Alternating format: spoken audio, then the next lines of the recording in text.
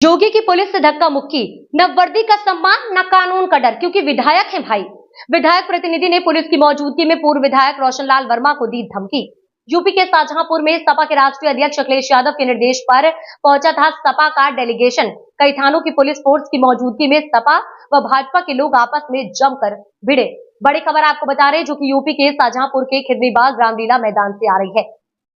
कई दिनों तक धरने पर बैठी महिला सभासद का धरना खत्म कराने के बाद आज निगोही पहुंचा था डेलीगेशन। सपा का डेलीगेशन आज पहुंचा था निगोही, विवादित संपत्ति की जांच करने पहुंचा था। डेलीगेशन भारी भरकम पुलिस की मौजूदगी में विधायक के भाई ने पुलिस अधिकारी से की धक्का मुक्की। निगोही से वापस लौटने के बाद सपा का डेलीगेशन पहुंचा कलेक्ट्रेट डीएम से मुलाकात करके कार्यवाही की मांग। समाजवादी पार्टी के राष्ट्रीय अध्यक्ष माननीय श्री अखिलेश यादव जी के निर्देश पे शाहजहांपुर में निगोही में जो अवैध सत्ता संरक्षित अपराधियों द्वारा जमीन कब्जा की जा रही है, विधायिका के संरक्षण में, बीजेपी विधायिका के संरक्षण में जमीन कब्जा की जा रही है, उनके प्रतिनिधियों द्वारा जो जमीन कब्जा की जा रही, उसमें कई पीड़ित पक्ष कई दिनों से धरने पे लगातार बैठे थे और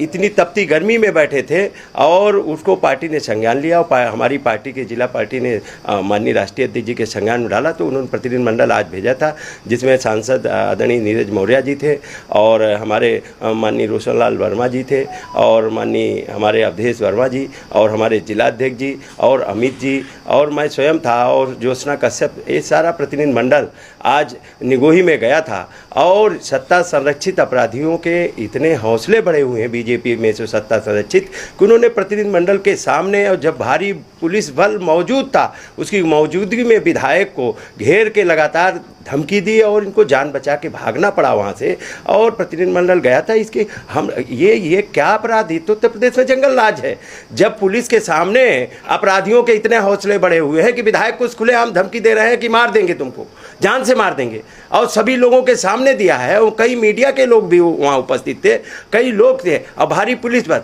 उसकी मौजूदगी में जिस तरीके का उत्तर प्रदेश में जंगल राज है, सत्ता पोषित लोग जिस तरीके से माफियागिरी दादागिरी जमीनें कब्जा कर रहे हैं, ये तो कुछ कानून नाम की चीज़ नहीं है। हम लोगों ने जिलाधिकारी महोदय से भी कहा है और इस पर तो हम लोगों को भरोसा दिया है। हम लोगों ने मांग की है कि उनके खिलाफ कार्रवाई की जाए और जो अवैध जमीनों पे कब्जा किया गया है उसको छुड़वाया जाए और जिसकी ज़मीन है उसको दिया जाए। और साथ ही साथ में अगर नहीं सुनते हैं तो ये मामला विधानसभा में भी उठेगा और पार्लियामेंट में भी उठेगा और सत्ता संरक्षित जो अपराध चल रहा है, बीजेपी के शासनकाल में जो गुंडागर्दी चल रही है, अवैध जमीनों पे कब्जादारी चल रही है, वो किसी कीमत पे ये समाजवादी पार्टी जो भी अन्याय ये बीजेपी के लोग कर रहे हैं, ये अन्याय देखेगी नहीं और लड़ाई लड़ने का काम करेगी।